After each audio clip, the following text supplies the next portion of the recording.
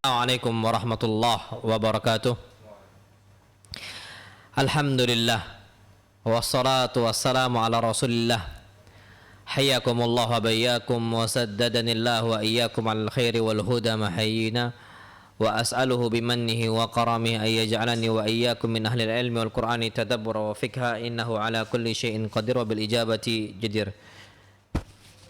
Baik, ayuhal ikhwatul kiram, ana astaghfirukum ala hadha ta'akhur. Ana mohon maaf sudah telat sebentar karena tadi ada sedikit urusan, dan kita saat ini insyaallah subhanahu wa ta'ala akan melanjutkan kajian kitab Al-Wajiz, dan kita membahas tema yang penting sekali saat ini, yakni adabul khala, adab-adab kita buang hajat. Ayyuhal ikhwatul kiram, buang hajat itu bagi setiap muslim itu ada adabnya. Kalau tak ada aturan, maka tak ada bedanya antara manusia dengan hewan. Sama. Ya bahasa kita sama bae, bahasa orang sami mawon. Sama. Yang membedakan kita dengan hewan itu adab. Makanya wajar orang Yahudi datang ke Salman Al-Farisi. Yahudi ini ngakui loh. Datang ke Salman Al-Farisi, apa kata Yahudi tadi? Laqad 'allamakum nabiyyukum kulla syai'in hatta al-qira'ah. Nabi kalian telah mengajarkan setiap hal, semuanya diajarkan oleh Nabi kita Muhammad sallallahu alaihi wasallam, hatta al-qira'ah, sampai buang hajat kita. Kita berangkat ke toilet, kita berangkat ke tempat yang sepi, buang hajat di sana udah diajarkan semua adab-adabnya. Apa kata Anas bin Salman Al-Farisi? Bala, tentu. Nabi SAW laqad nahana an nastanjiya biyamin. Nabi melarang kami untuk istinja dengan tangan kanan. Atau an nastanjiya bi aqalla min thalathati ahjar, atau kami itu beristinja kurang dari tiga batu. Atau an nastanjiya mustaqbilal kiblah, atau kami itu menghadap ke kiblat. Semua dilarang. Itu ada adab-adabnya. Tapi kalau nggak ada adab-adabnya, asal kencing baik gitu loh, asal BAB aja, maka apa kata para ulama? Apa bedanya kita dengan hewan? Ya sudah, sama. Maka setiap muslim perlu perhatikan adab-adab yang kita jelaskan insyaallah nanti setelah ini. Taib, yang pertama disebutkan oleh Syekh Abdul Adim Badawi, adab yang pertama, yustahabbu liman arada dukhulal khala an yaqula bismillah. Sebelum kita ini masuk ke toilet, masuk ke kamar mandi, mau buang hajat kita, ucapkan pertama kali ucapan bismillah. Wallah bismillah. Kenapa? Karena bismillah ini yang melindungi kita dari semua gangguan-gangguan syaitan. Karena ucapan bismillah ini ucapan yang kita minta tolong kepada Allah Subhanahu wa taala, yang akan melindungi kita dari semua bahaya yang bisa membahayakan kita dari gangguan-gangguan makhluk halus, syaitan dan sebagainya.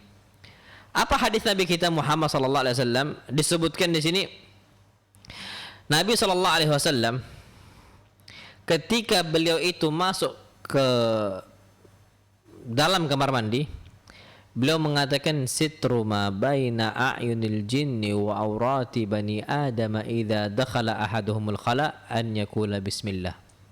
Penutup matanya jin sehingga tidak bisa melihat auratnya Bani Adam, auratnya manusia, ketika manusia masuk ke dalam toilet, masuk ke dalam kamar mandi, ketika mereka mengucapkan bismillah. Apa kata para ulama? Ucapan bismillah bisa menutup mata syaitan dari melihat aurat kita. Makanya kita pakai baju mengucapkan bismillah, kita masuk kamar mandi mengucapkan bismillah, kita berhubungan badan mengucapkan bismillah, karena banyak syaitan di sana. Doanya Allahumma bismillah, Allahumma ini Allahumma jannibna syaitan wa jannibi syaitan ma razaqtana. Kita doa semisal masuk rumah juga sama bismillah. Bismillahi walajna wa bismillahi kharajna wa ala rabbina tawakkalna. Ini doa penting untuk kita baca. Bismillah, ringkas tapi faedahnya luas. Ringkas tapi faedahnya banyaknya, Masya Allah. Maka jangan sia-siakan mengucapkan bismillah. Terus ada tambahan lagi, ada tambahan lagi. Apa itu? Hadisnya Anas radhiyallahu taala anhu. Anas berkata, kana Rasulullah sallallahu alaihi wasallam idza dakhala al-khala'a qala Allahumma inni a'udzubika minal khubuthi wal khaba'ith. Anas mengatakan Rasul SAW ketika beliau masuk ke dalam toilet, maka beliau mengucapkan Allahumma, ya Allah, inni a'udzubik, aku berlindung kepada engkau ya Allah dari apa? Minal khubuth, dari jin laki-laki, wal khaba'ith, jin perempuan. Jadi jin laki-laki sama jin perempuan tuh ngumpul di kamar mandi. Ngapain? Nungguin manusia buka auratnya. Nungguin manusia membuka satir aurat mereka, yang membuka baju mereka dan sebagainya, ditunggu sama jin, ditunggu sama syaitan. Dan itu yang paling mereka sukai, dan itu yang paling mereka cintai. Naam, sahih. Maka hati-hati. Jadi ada pertama, kita mengucapkan bismillah, Allahumma inni a'udzubika minal khubuthi wal khaba'ith. Itu yang pertama. Kemudian yang kedua, adab kedua, wa yustahabbu, dan dia disunnahkan idza kharaja, ketika dia keluar dari kamar mandi, an yaqula ghufranak, dia mengucapkan ghufranak. Naam, sahih. Yang kedua di sini, seseorang ketika sudah buang hajat dan dia keluar dari kamar mandi, ucapkan ghufranak. Kenapa? Hadisnya Aisyah radhiyallahu ta'ala anha, Aisyah mengatakan kana Nabi sallallahu alaihi wasallam idza kharaja minal khala'i qala ghufranak. Rasulullah SAW ketika beliau keluar dari kamar mandi, beliau mengucapkan ghufranak, ya Allah ampunkanlah saya, ya Allah aku butuh pengampunan engkau ya Allah. Kenapa? Naam, sahih. Karena kita itu ketika buang hajat sangat banyak sekali mungkin azab di depan mata kita, dan kita nggak sadar itu. Banyak orang-orang tuh diazab gara-gara buang hajat mereka.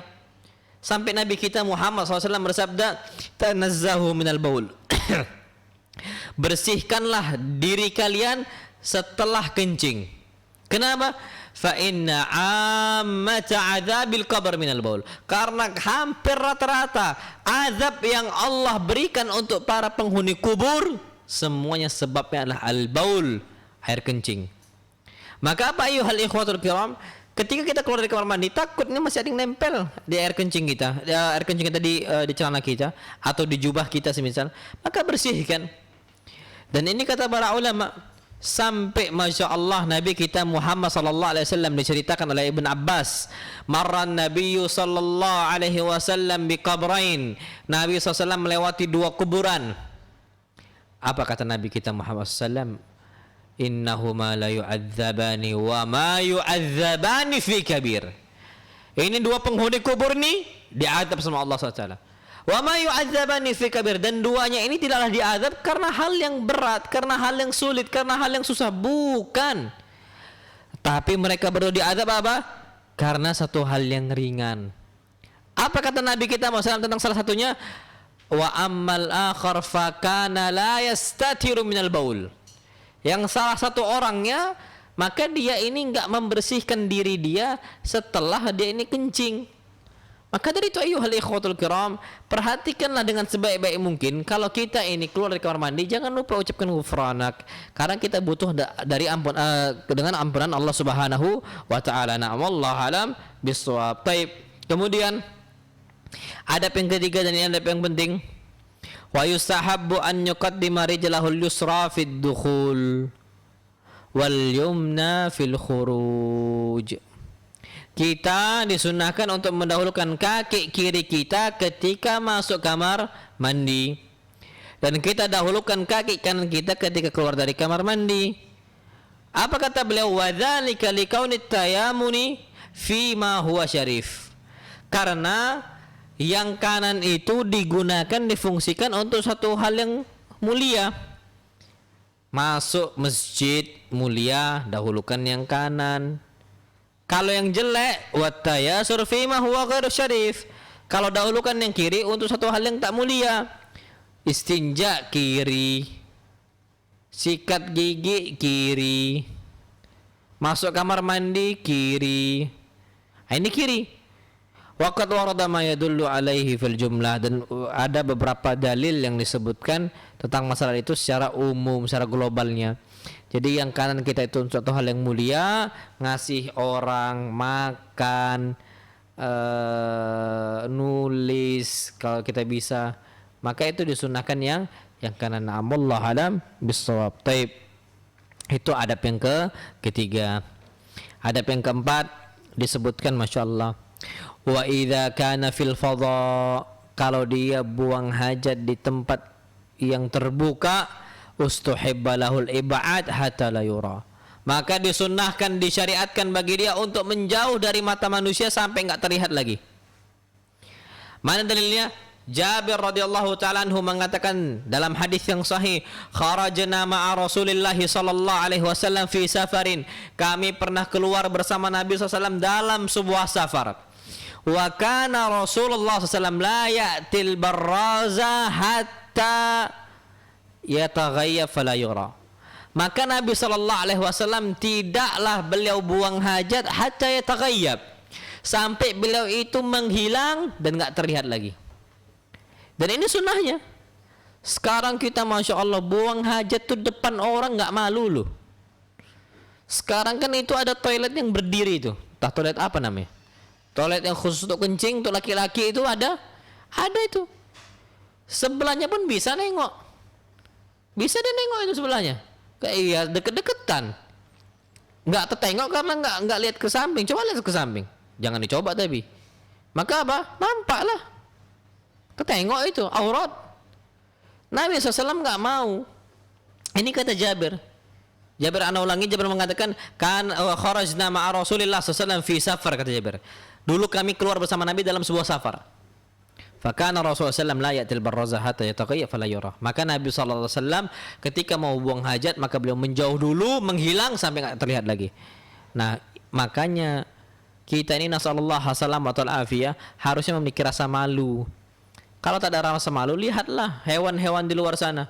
Semua hewan, kambing kencing sembarangan, ya pup juga sembarangan ooknya, kucingnya juga gitu. Walaupun kata ada istilah malu-malu kucing, tetap aja dia di luar kayak gitu.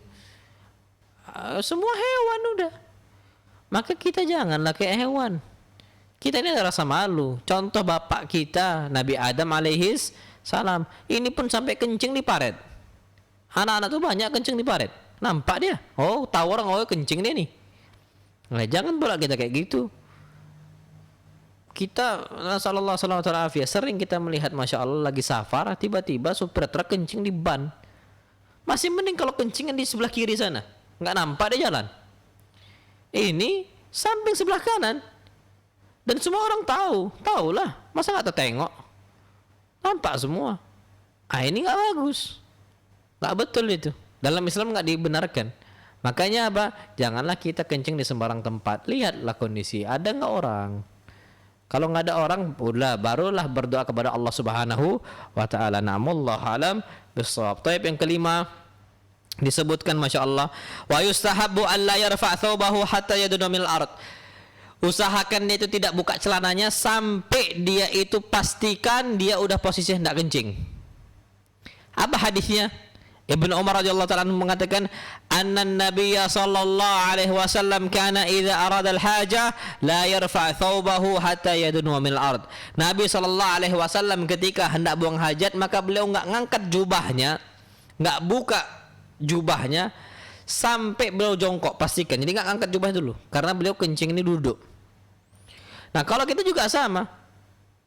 Jadi kalau belum pasti kita itu belum dalam posisi hendak kencing, maka jangan dulu dibuka. Ini belum masuk kamar mandinya, udah dibuka celananya. Sampai seselak-selaknya pun jangan kayak gitu. Anggaplah selak kencing udah nggak tahan lagi. Iya, betul. Cuman masuk dulu. Kalau nggak auratnya nampak. Jadi jangan dulu dibuka di luar. Pastikan dulu kalau sudah pasti kita ini udah dalam posisi yang pas, dalam artian udah tinggal kencing aja gitu ya, nggak lagi nampak orang, udah masuk kamar mandi udah kita kunci baru dibuka. Ini belum masuk kamar mandi udah buka celana, maka ini bukan suatu hal yang mengikuti sunnah Nabi kita Muhammad sallallahu alaihi wasallam. Taib. Yang keenam, wala yajuzu istiqbalul qiblati wastidbaruha fis sahra. Tidak boleh kita menghadap ke kiblat ataupun membelakangi kiblat ketika kita buang hajat di tempat terbuka seperti padang pasir. Wala fil bunyan, dan kalau beliau juga mengatakan hatta di bangunan juga nggak boleh. Jadi di bangunan usahakan tidak menghadap ke barat kalau di Indonesia. Jadi nggak boleh menghadap ke kiblat ataupun membelakangi kiblat. Ada nggak hadisnya? Ada. Nabi kita Muhammad sallallahu alaihi wasallam bersabda dalam hadis yang sahih, "Idza ataitumul gha'ita fala tastaqbilul qiblata wa la tastadbiruha walakin syarriku aw gharribu."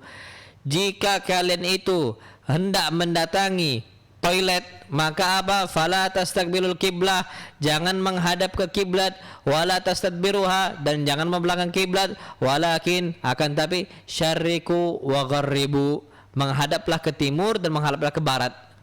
Tapi hadis potongan terakhir, hadaplah ke timur sama hadaplah ke barat, itu khusus untuk orang di Madinah. Karena posisinya Madinah itu berada di utaranya Mekah. Jadi menghadapnya kemana? Menghadaplah ke timur ataupun ke barat. Kalau kita kondisinya berada di timur Mekah.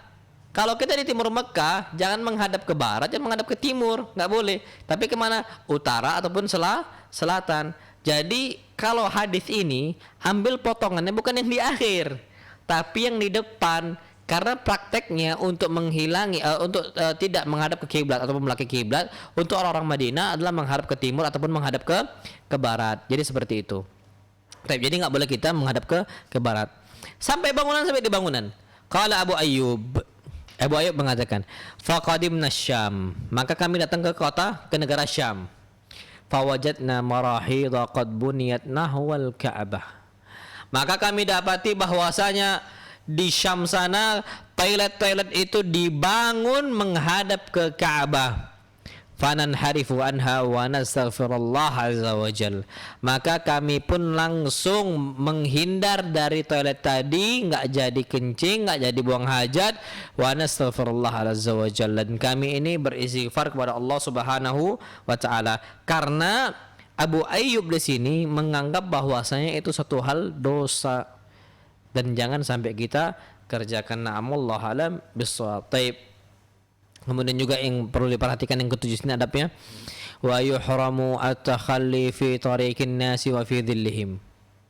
Jangan sampai kita ini buang hajat di tempatnya jalan manusia.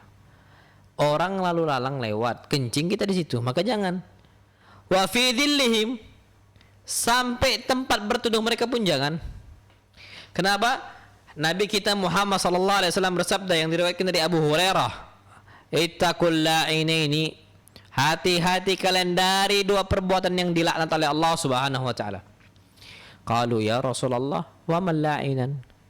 Wahai Rasul sallallahu alaihi wasallam, apa dua amalan yang dilaknat itu?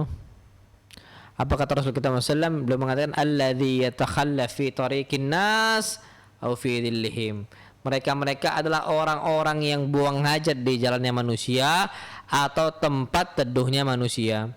Orang gubuk kencing di bawah gubuk, habis digebuk orang yang ada. Bukan kencing di gubuk gitu. Ini digebuk orang. Nggak boleh. Adab Islam. Secara adat kita nggak boleh, secara agama juga tidak boleh. Ambillah pohon. Ada satu pohon itu memang sering digunakan untuk berteduh.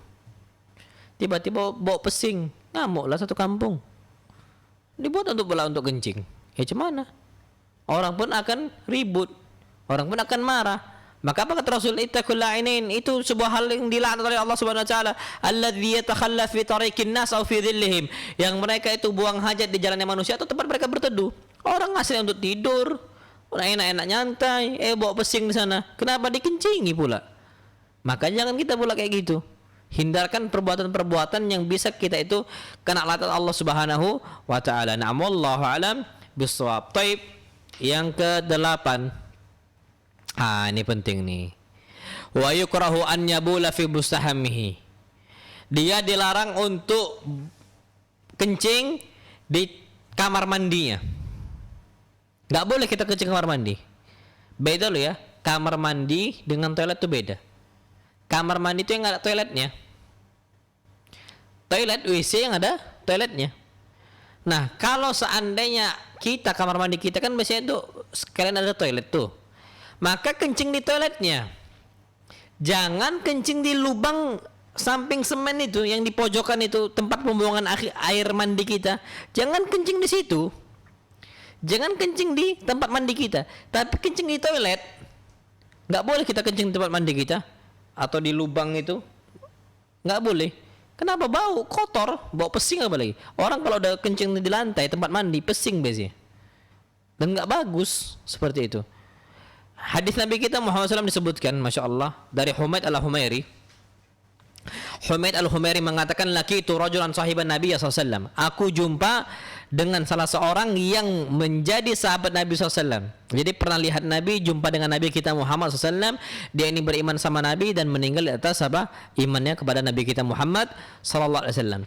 Apa kata Humaid al-Humairi? Laki itu rajulan min ashabi Nabi SAW. Aku berjumpa seorang dari kalangan sahabat Nabi kita Muhammad SAW. Kama sahibahu Abu Hurairah, sebagaimana Abu Hurairah itu menjadi sahabatnya Rasul kita SAW. Jadi dekat dia dengan Rasul, sebagaimana Abu Hurairah dekat dengan Rasul kita Muhammad SAW. Faqal, apa kata orang ini kepada saya? Naha Rasulullah SAW an yamtashita ahduna kulla yaum. Rasul melarang kami untuk sisiran setiap hari. Kalau mau itu ghibba, sesekali, hari ini kita sisiran, besok enggak, hari ini sisiran, besok enggak. Jadi jangan keseringan sisir rambut, enggak bagus. Banyak gaya nanti, banyak tingkah gitu loh, enggak jelas. Nah itu enggak boleh. Yang kedua, au yabula fi mustahammihi. Dilarang kita itu untuk kencing di tempat mandi kita. Kencing di lantai, untuk kita mandi, jebur-jebur kita mandi, di situ pula kita kencing. Pesing, enggak betul, enggak boleh. Maka apa? Carilah toilet. Kencing kita di toilet itu.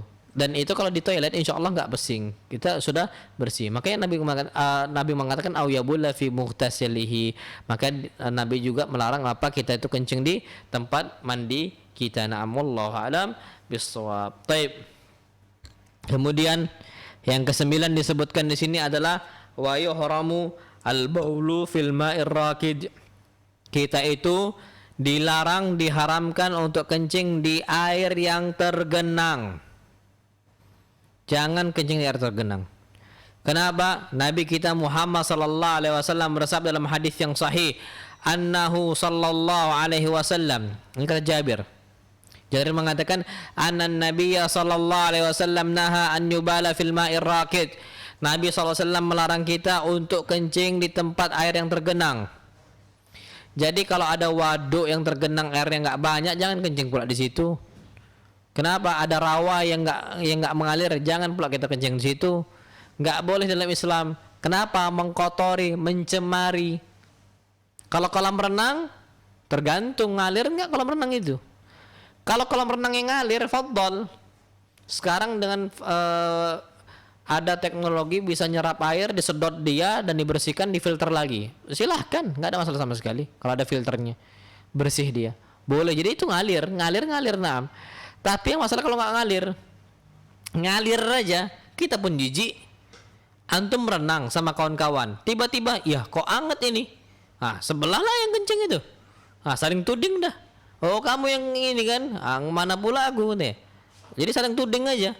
Ah, ini nggak bagus dalam Islam. Itu padahal air mengalir, saling tuding, nggak mau dia dikatakan saya kencing dan sebagainya. Apalagi air tak mengalir, terkontaminasi lah, kotor lah dia. Makanya Nabi SAW itu melarang untuk kencing di air yang tergenang. Tapi Masya Allah ya, dari hadis Jabir ini coba perhatikan. Ketika Jabir mengatakan anna Nabi sallallahu alaihi wasallam naha an yubala fil ma'ir rakid, Nabi SAW melarang untuk kencing di air yang tergenang. Ada salah satu madhab, dan ini sedikit lucu, dan inilah kekurangan dari madhab ini, yakni madhab al-zahiri, madhab letter lek nas. Apa kata nas seperti itu? Seperti itu. Apa kata al-zahiri, madhab al-zahiri? Yang dilarang di situ cuman kencing. Coba perhatikan, Nabi melarang kita untuk kencing di air tergenang. Yang dilarang cuma kencing. Apa kata dia? Oh, kalau BAB boleh. Kenapa? Yang dilarang cuma kencing. Iya. Padahal yang lebih kotor apa? Yang BAB lah. Sekarang gini, Kalau ada orang renang di sama kita nih, kencing dia, masih bertahan kita. Kalau renang mengalir loh ya, bukan nggak mengalir. Mungkin orang jijik-jijik, cuman nggak, maksudnya masih bisa bertahan. Sempat ada yang BAB di situ, kabur semua kolam, satu kolam. Nggak ada yang berani. Ya semua akan ngeri sama dia. Ya ngeri-ngeri sedap lah kalau ada yang mau. Makanya di sini harus diperhatikan bahwasanya yang namanya seperti itu dihindarkan. Nah, kata Ibnu Hazm Al-Zahiri, letrak hadis, coba lihat, kan yang dilarang kan cuma kencing, berarti BAB boleh. Ini kekurangan mazhab ini, kita bantah. Itu namanya kias aulawi. Kias aulawi. Kalau kencing saja tak boleh, apalagi BAB, gitu loh. Semisal gini, kita ambil contoh. Ada mafsadat yang kecil, ada mafsadat yang besar. Ketika yang dilarang mafsadat yang kecil, maka kita mengatakan kalau yang kecil saya mafsadat yang dilarang, apalagi mafsadat yang besar. Ana ambil contoh. Guru melarang murid-muridnya untuk telat masuk. Tiba-tiba dia ngomong, "Oh, guru yang dilarang sama guru cuman telat masuk. Enggak masuk enggak apa-apa katanya." Ya kan ini pola pikirnya kan enggak masuk gitu loh. Kita katakan kalau telat masuk aja nggak boleh, apalagi tak masuk, selesai. Ini istilahnya kias aulawi. Kita itu pakai kias, makanya mazhabnya zahir itu nggak pakai kias. Ini kekurangan mazhab itu. Jadi banyak beberapa pendapat yang agak sedikit menyeleneh dari mazhabnya zahiri. Contohnya tentang masalah musik. Musik ini mazhab zahiri boleh, padahal Imam 4 itu mengharamkannya. Ya lucu. Ada beberapa hal yang keluar dari kaidah Islam seperti ini, itu dilarang, namun Allah alam bisawab. Taib. Yang ke-10 disebutkan di sini beliau mengatakan wa yajuzul baulu qa'iman wal qu'udu afdal. Kita diperbolehkan untuk kencing berdiri tapi duduk lebih afdal. Hadisnya apa? Hadisnya Aisyah. Aisyah mengatakan man haddatsakum anna an-nabiy sallallahu alaihi wasallam bala qa'iman fala tusaddiquh.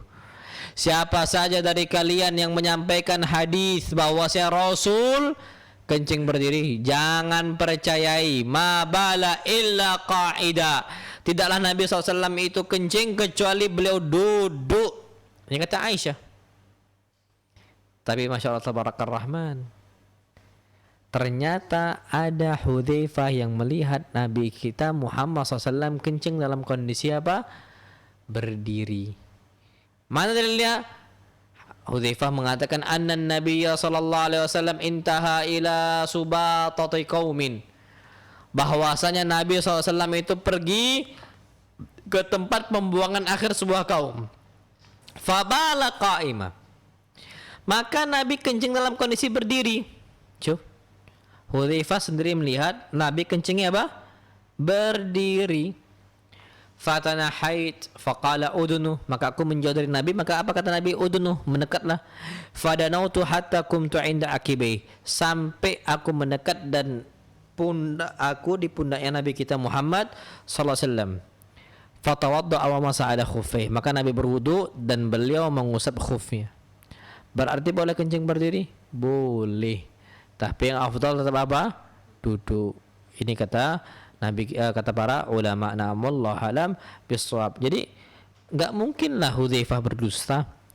Tapi kenapa Aisyah mengucapkan itu? Karena Aisyah enggak percaya. Karena setiap kali di rumahnya Aisyah, dan sering Nabi SAW di rumahnya Aisyah, ternyata sekalipun selama seumur hidup tak pernah melihat Nabi SAW kencing dalam kondisi apa? Dalam kondisi berdiri. Jadi boleh? Nah boleh. Wallahu alam bisawab. Taib. Yang ke-11 yang sudah kita sampaikan tadi, wa yajibul istinzahu minal baul. Wajib kita itu membersihkan diri dari air kencing. Wajib. Kalau tak bersih-bersih dari air kencing, berarti hukumnya haram dan dosa, karena lawan wajib apa? Haram.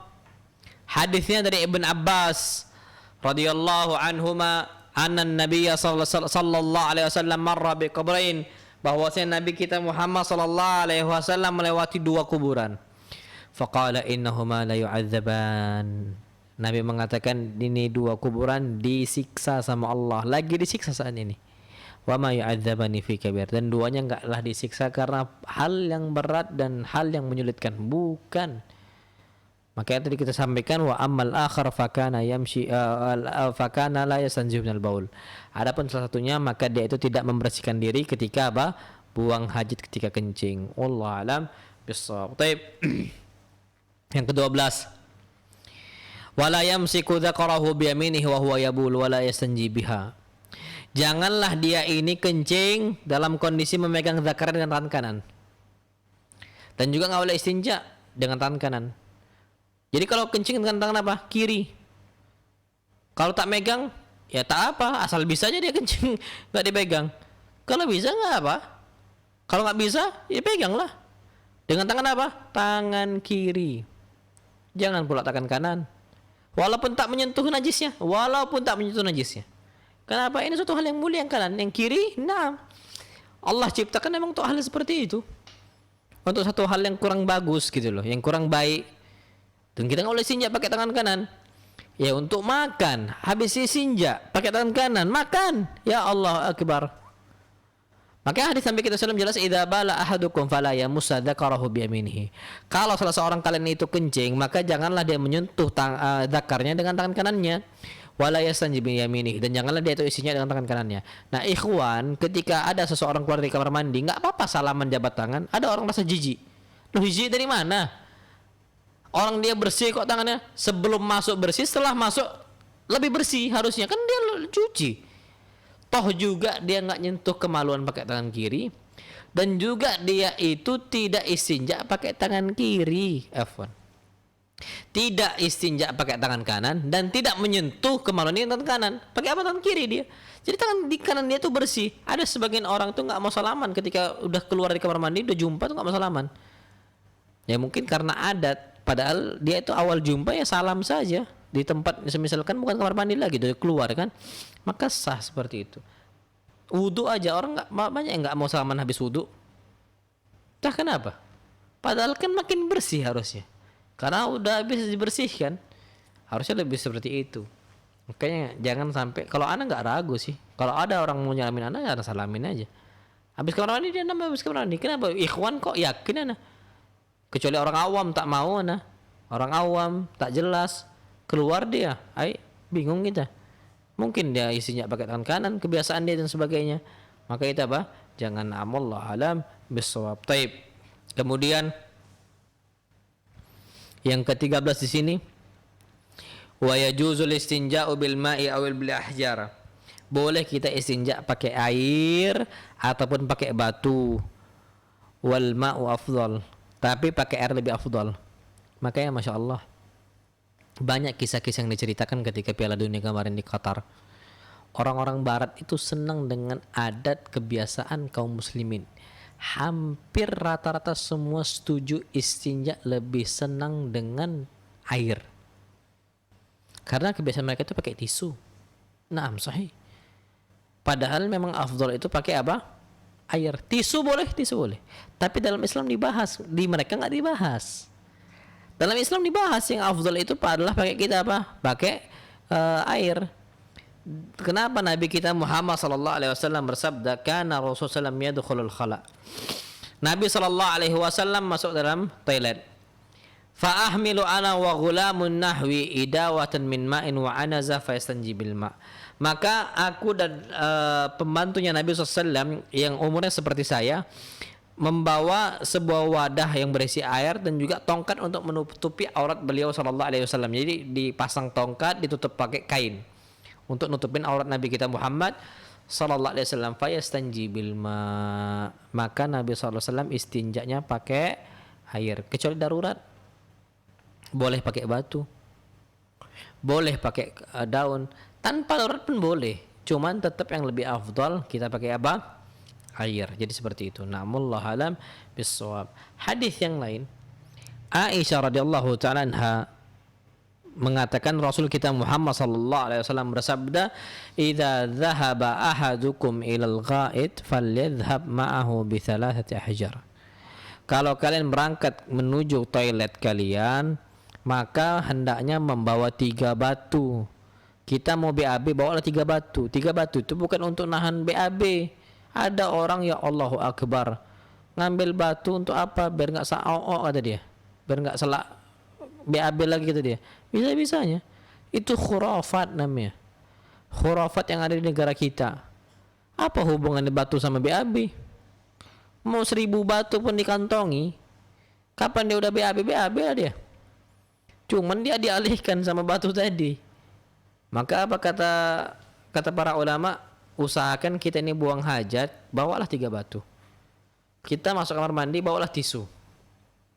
Kalau seandainya nggak ada air, falyastatib biha fa innaha tajzi anhu, maka silahkan dia itu istinja dengan batu tadi, 3 batu tadi, dan itu sudah mencukupi bagi dia. Na'amullahu alam bisawab. Tapi ingat, kalau pakai batu ataupun pakai misal ranting kah hadiah, daun kah hadiah, tisu kah hadiah, maka apa kata beliau, wala yajuzul iktisar ala aqall min 3 ahjar.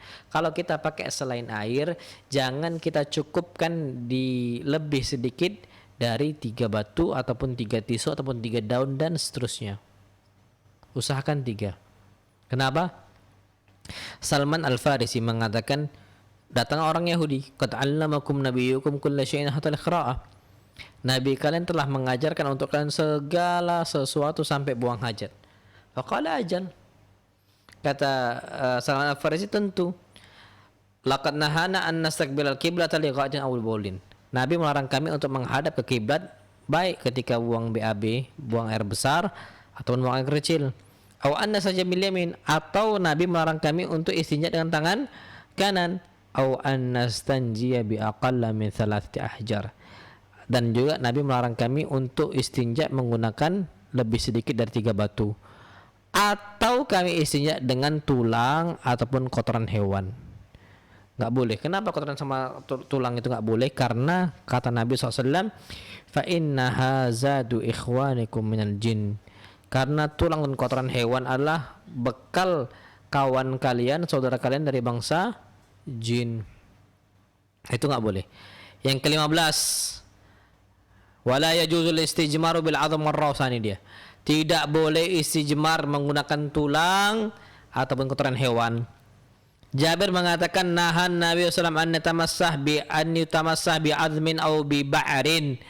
Nabi SAW melarang kita untuk mengusap kemaluan kita menggunakan tulang ataupun kotoran hewan. Kenapa? Lagi zadu ikhwanikum minal jin, adalah bekal saudara kalian dari bangsa jin. Na'amullahu alam bisawab. Terakhir insyaallah, babul aniyah, bab bejana. Sebelum kita masuk pertemuan berikutnya tentang masalah toharah lis shalah, bersuci untuk solat.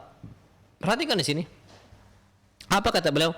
Wa yajuzu isti'malul awani kulliha. Syuf. Wa yajuzu isti'malul awani kulliha. Diperbolehkan kita itu menggunakan bejana-bejana, semua bejana. Terbuat dari tanah liat kah, terbuat dari keramik kah, boleh semuanya, terserah. Illa aniyatul dhahabi wal fiddah, kecuali bejana yang terbuat dari emas dan juga apa? Perak. Dari besi fadl boleh. Dari plastik fadl boleh. Tanah liat fadl boleh. Senyaman kita aja, terserah. Yang enggak boleh cuma 2, aniyatul dhahab wal fiddah, bejana emas ataupun bejana perak. Fa innahu yahrumul aklu wa syurbu fihi makhassah. Karena hukumnya haram kita itu makan dan minum menggunakan bejana yang terbuat dari emas dan juga perak, duna sa'iril isti'mal. Tapi kata beliau yang haram itu khusus untuk makan dan minum saja. Penggunaan yang lain boleh kata beliau. Ini mazhab beliau. Cuma kalau ana tetap jangan, menjaga-jaga. Sampai al-makhal, tempat celak usahakan jangan, menjaga-jaga. Tapi kata beliau di sini boleh. Kenapa? Disebutkan di sini Hadisnya dari Hudzaifah radhiyallahu anhu bahwasanya Nabi kita Muhammad SAW bersabda, "La tashrabu fi aniyati dhahabi wal fidda wa la talbasul harira wal dibaj, fa innaha lahum fid dunya wa lakum fil akhirah." Janganlah kalian tuh minum menggunakan bejana emas dan perak, dan jangan pakai pakaian yang terbuat dari sutra. Kenapa? Karena itu bagi mereka di dunia dan bagi kalian di akhirat. Berarti makan di bejana emas dan perak itu kekhususan orang-orang kafir, kekhususan orang-orang yang tak beriman. Kalau ada yang mengatakan, apa hikmahnya kenapa dilarang? Ada yang mengatakan, oh kita dilarang untuk menggunakan bejana emas dan perak gara-gara mubazir. Kurang tepat juga.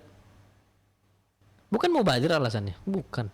Kalau kata mubazir, nggak boleh kita pakai bejana emas dan perak ketika makan dan minum gara-gara mubazir, nggak juga. Kenapa? Karena anggaplah kita punya bejana terbuat dari berlian. Boleh atau tak boleh? Boleh. Berlian loh. Mutiara semisal, banyak mutiara. Jadi satu bejana itu mutiara yang banyak, masya Allah. Berlian, wah masya Allah. Boleh atau nggak boleh? Semua ulama boleh mengatakan. Yang larang cuma dua, emas dan perak. Kalau alasan mubazir, lebih mubazir mana? Berlian atau emas dan perak? Berlian. Perak murah sekarang. Murah. 1 gram itu cuma 20.000. Murah perak. Gak mubazir hitung-hitungannya. Sebenarnya gitu. Maka apa kata para ulama? Alasannya yaitu hadis Nabi, fa innaha lahum fid dunya wa lakum fil akhirah. Alasannya cuma satu. Karena emas dan perak khusus untuk mereka di mana? Dunia, untuk bejana makannya. Dan bejana makan kalian akan Allah kasih dari bejana perak di mana? Akhirat. Udah selesai itu aja. Sami'na wa ta'na. Enggak usah cari-cari alasan dan sebagainya. Nanti malah salah hikmahnya. Malah salah alasannya dan sebagainya. Namun Allah alam bissawab.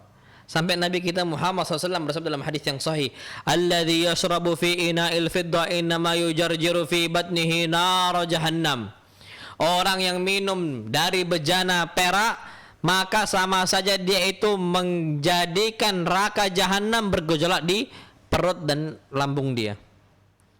Apa kata para ulama?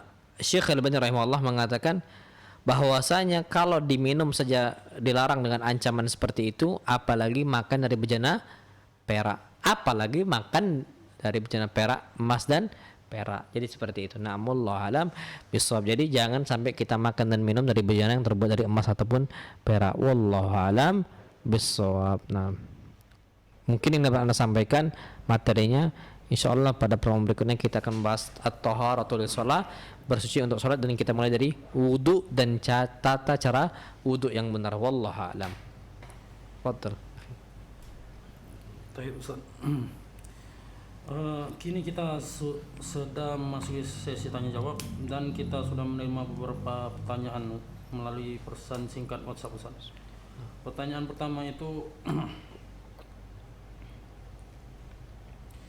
Assalamualaikum Ustaz. Saya sering kali setelah buang hajat terasa ada air yang keluar. Pas dicek kadang ada, kadang tidak. Hal ini membuat saya kerepotan mencuci celana dan membuat was-was. Ini bagaimana Ustaz? Mohon solusinya. Taib. Orang seperti ini kena penyakit namanya dalam syariat Islam itu salisul baul. Penyakit kencing yang keluar terus. Kadang-kadang keluar, kadang-kadang enggak. Lebih terasa keluar itu ketika ada tekanan, ketika ruku ataupun ketika sujud. Maka gimana seseorang seperti ini? Hilangkan was-wasnya. Kata Syekh Ibnu Taimiyah rahimahullah, pakai kain tambahan. Jadi kita kan pakai celana dalam tuh, tambahannya kasih tambahan lagi. Bisa tisu bisa. Jadi sebelum sholat kita, sebelum kita ambil air wudu, masukkan dulu kita tisu ini ke dalam celana dalam kita, lapisi wudu kita. Kapan seandainya kita itu keluar nggak sengaja kencing, netes dia, maka nggak ada masalah sama sekali. Kenapa? Allah SWT berfirman, fattaqullaha mastata'tum. Beribadahlah kepada Allah SWT semampu kalian. Bertakwalah kalian kepada Allah semampu kalian. Ketika kita bisa menjalankan takwa semampu kita cuma sebatas itu, ya sudah. Karena nggak mungkin kita batal lagi, wudhu lagi, batal lagi, wudhu lagi, batal lagi, wudhu lagi. Sampai kapan? Dan ini memberatkan dia. Sedangkan Allah SWT berfirman, la yukallifullahu nafsan illa wus'aha. Allah nggak bakal memberatkan seseorang kecuali Allah kasih keringanan. Keringanannya apa? Pakailah tisu, lapisi.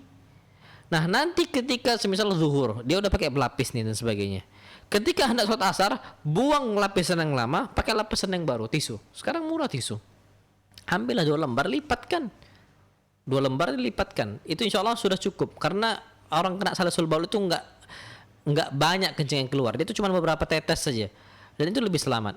Maka kata para ulama bahwasanya orang seperti itu dia kena musibah dari Allah SWT berupa penyakit dan itu tidak ada masalah sama sekali. Dan sah sholat dia, na'am sah sholat dia.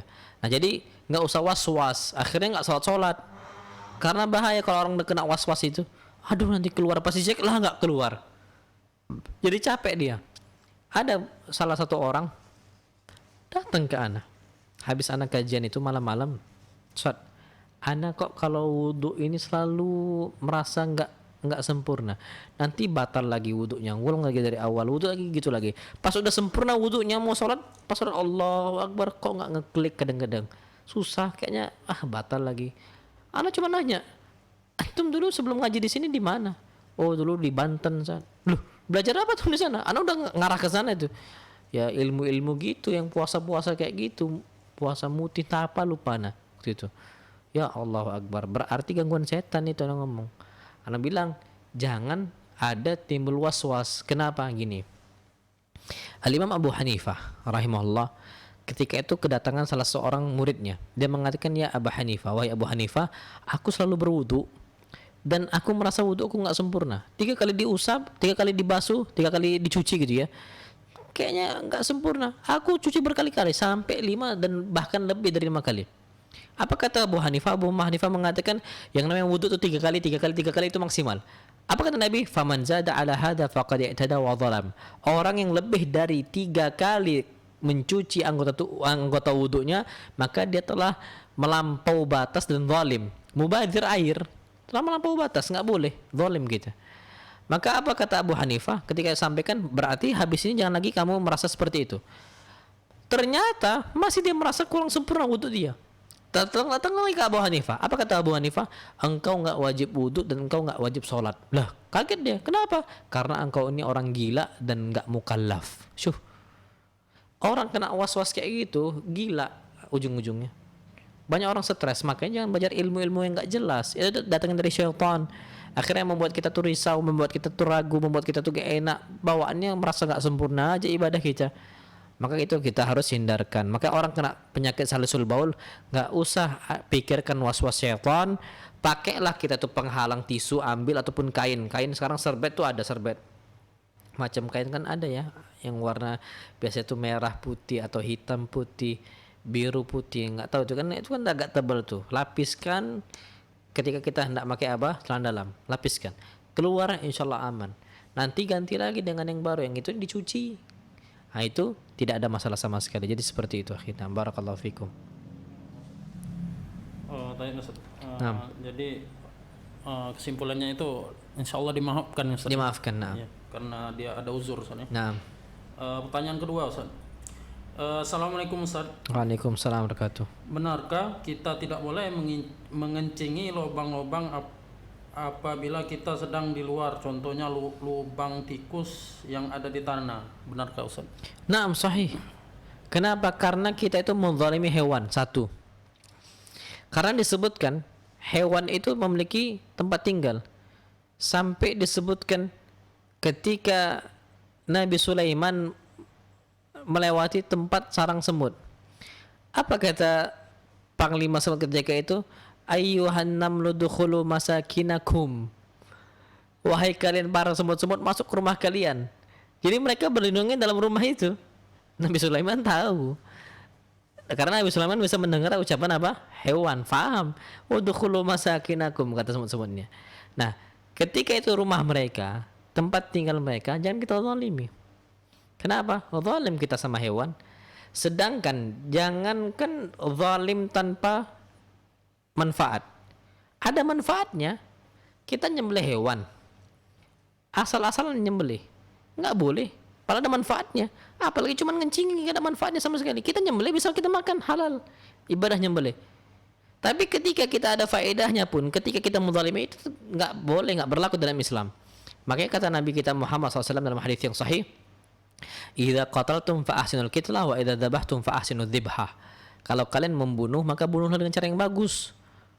Kalau kalian itu menyembelih, maka nyembelih dengan cara yang bagus. Nah, kalau kita ini membunuh hewan di sini, di mana di lubangnya, jangan pula pakai air kencing. Bukannya mati, mereka malah tersiksa. Maka nggak boleh, kata para ulama. Dan itu zalim saja. Jadi cari paret lah, paret paling aman. Oh, kalau paret kan ada ikannya. Kalau ngalir aman. Kalau ngalir itu apa? Aman. Kalau nggak ngalir gimana? Ya cari paret yang kering lah, atau tempat-tempat yang banyak, luas kok tempat yang istilahnya kita itu bisa tersembunyi. Ala kulli hal jangan sampai di tempat sarang hewan. Kenapa? Sama saja kita ini kalau ada orang kencing di rumah kita, ngamuk nggak kita? Ngamuk, zalim. Kalau nggak boleh zalim sama manusia, maka jangan zalim pula sama hewan. Jadi seperti itu. Karena kata Nabi kita SAW dalam hadis yang sahih, likulli kabidin radbatin ajrun. Setiap jantung yang dia itu berdetak basah dia, maka ada pahala yang bisa kita ambil dari situ. Hewan itu kita bisa ambil pahala dari mereka dengan cara apa? Dengan tidak menzalimi mereka. Na'am, barakallahu fikum. Barakallahu Ustaz. Na'am. Ustaz, ini masuk pertanyaan ketiga. Assalamualaikum Ustaz. Waalaikumsalam warahmatullahi wabarakatuh. Apakah diperbolehkan bertayamum kalau tidak mendapatkan tempat suci untuk mandi dari janabah Ustaz? Taib, kalau memang nggak ada air sama sekali, betul-betul nggak ada air nih, anggaplah nggak ada air, maka boleh kita tayamum. Tapi kalau ada air dengan syarat dibeli, maka wajib beli. Pokoknya selama ada wujud air, nggak boleh tayamum. Kecuali nggak mampu, nggak ada air ataupun nggak mampu, sakit. Boleh tayamum, boleh tayamum. Hatta junub. Karena junub ini kan bisa dihilangkan aslinya kan nggak bisa dengan wudu, tapi harus dengan mandi. Tapi ketika kita nggak mendapati air dan kita junub, dan kita itu junub dalam artian hadas besar, bisa nggak dihilangkan dengan tayamum ketika nggak ada air ataupun ketika kita sakit? Bisa. Mana dalilnya? Disebutkan Ammar ibn Yasir ketika keluar dalam sebuah perjalanan beliau, Ammar ibn Yasir mengatakan fa'ajnabtu fatamarraq falam ajdil ma fatamarraqtu kama tamarraqud dabbah. Ketika aku keluar dan aku junub, ternyata aku nggak dapat air, maka aku berguling-guling di padang pasir sebagaimana hewan-hewan tuh guling-guling di padang pasir untuk membersihkan tubuh mereka. Karena dikiranya Ammar ibn Yasir yang namanya kita itu junub harus mandi semua dari ujung rambut sampai ujung kaki harus kena. Oh, berarti kalau tayamum juga sama, dari ujung rambut sampai ujung kaki harus kena. Ammar bin Yasir guling-guling, akhirnya Rasul tertawa. Apa kata Rasul sallallahu alaihi wasallam ketika tertawa? Innama yakfi 'alaika an tadriba biyadayka hakadha. Wahai Ammar, cukuplah engkau itu lakukan hal ini dengan kedua tangan engkau. Nabi ambil, Nabi tepukkan, dan Nabi SAW usap telapak tangan Nabi dan juga wajah Nabi kita Muhammad sallallahu alaihi wasallam. Sah. Sama juga kasus Jabir ibn Abdullah dalam riwayat yang sahih Abu Dawud, Nabi sallallahu alaihi wasallam bersabda, Jabir ibn Abdullah mengatakan, kunna nakhruju fi ba'di asfarina. Kami keluar dalam sebuah safar kami. Tiba-tiba ada salah seorang kami yang terkena timpa dengan batu yang besar. Pecah kepalanya dan keluar darah, diobati sama mereka. Di malamnya dia junub, mimpi basah. Maka dia mengatakan hal tajiduna li rukhsatan fi tayammum. Kalian kira-kira apa pendapat kalian? Apakah aku memiliki keringanan untuk tayammum? Apa kata mereka? La. Enggak, engkau wajib mandi. Faghtasala famat. Ketika dia mandi, dia mati, meninggal radhiyallahu ta'ala anhu. Nabi langsung marah. Nabi langsung mengatakan, ala sa'alu hina lam ya'lamu. Kenapa mereka enggak nanya kalau enggak tahu? Fa inna shifa'al ay as-su'al, karena obatnya enggak tahu itu bertanya. Apa kata Nabi? Qataluhu qatalahumullah. Mereka semua telah membunuh sahabat saya, semoga Allah membunuh sahabat mereka karena salah fatwa. Apa kata para ulama? Sahabat tadi padahal cukup untuk tayamum, sah sebagaimana hadisnya ya Ammar ibn Yasir. Jadi kalau kita junub nggak ada air ataupun kita nggak bisa menggunakan air, maka cukup kita itu dengan tayamum dan itu sah dengan kita tepukkan telapak tangan kita dan juga kita usapkan apa wajah kita. Wallahu alam bissawab. Ya, Ustaz, berarti ini Ustaz ya, tayamum sebagaimana tayamum mau sholat Ustaz ya? Ya sama seperti pengganti wudhu itu sama. Iya, insyaallah. Nah, Pertanyaan ketiga Ustaz. Ini agak ini Ustaz. Ustaz, bolehkah minum air kencing sendiri untuk pengobatan herbal terapi urin atau uroterapi seperti pengobatan Cina Mesir kuno? Terima kasih Ustaz. nggak boleh. Pengobatan dengan air kencing itu nggak boleh. Kenapa? Karena pengobatan dengan air kencing nggak ada sejarahnya satu hal yang haram Allah jadikan obat, itu nggak ada. Sabda Nabi kita Muhammad SAW itu jelas, innallaha lam yaj'al dawa'akum fi ma harrama 'alaikum. Sesungguhnya Allah nggak pernah menjadikan obat kalian dari hal yang Allah haramkan, nggak pernah. Kata mereka, ular obat, kalajengking obat, apa lagi ya? Banyak itu, air kencing obat, air kencing manusia loh ya. Terus apa lagi? Itu nggak bisa. Itu mereka sembuh karena sugesti saja. Banyak orang sembuh gara-gara sugesti. Nggak sah dalam Islam. Boleh minum air kencing kapan? Kapan dia nggak minum, nggak makan, mati. Jadi terpaksa di padang pasir, nggak ada satupun makanan, nggak ada satupun satu minuman. Terpaksa dia minum air kencing, silahkan. Bukan untuk obat, cuman darurat biar bisa minum. Ada cairan yang masuk. Itu kata para ulama. Jadi ditampung air itu, air kencingnya, disimpan sama dia. Nah, itu bisa. Tapi kalau untuk obat, dia bukan darurat bagi dia, maka ini nggak disahkan dalam agama Islam. Kenapa? Hadis Nabi tadi jelas, innallaha lam yaj'al dawa'akum fi ma harrama 'alaikum. Allah nggak jadikan obat bagi kalian dari suatu hal yang Allah haramkan. Jadi kalau dia itu haram, nggak mungkin jadi obat, mustahil. Hadisnya hadis yang sahih. Jadi seperti itu. Nah, Yang anda jadi mudarat Ustaz ya? nah mudarat, betul. Ya, ini mungkin ini Ustaz yang terakhir, tapi ini Ustaz, di luar tema Ustaz. Nah, fadl apa? Bolehkah kita melanjutkan puasa ketika masuk waktu berbuka puasa sampai waktu sahur Ustaz? Bolehkah melanjutkan? Ya bahasanya ini mungkin ini Ustaz, dia enggak buka puasa tapi melanjutkan Puasanya? Ya Ustaz. Oh, nah, baik. Jadi bolehkah dia itu terus puasa padahal udah buka puasa gitu ya? Padahal udah waktunya udah buka gitu. Iya, udah buka Ustaz. Nah, tapi dia enggak mecahin. Iya, nah. Enggak boleh dalam Islam. Kenapa? Hadis Nabi kita SAW itu jelas, la tazalu ummati bi khairin ma ajalul fitr wa akharus sahur. Umat aku akan terus berada dalam kebaikan selama mereka segerakan untuk berbuka dan menunda sahur. Ketika ada seseorang menunda buka puasa, ini sangat fatal sekali. Dan ini keyakinan yang sesat dan menyesatkan. Orang-orang Syiah itu nggak langsung buka, dia tunggu sampai malam hari datang, baru mereka buka. Ini sesat dan menyesatkan. Ahlus sunnah wal jamaah dari semua madhab, kapan udah adzan maghrib, waktu maghrib udah masuk, mereka langsung buka.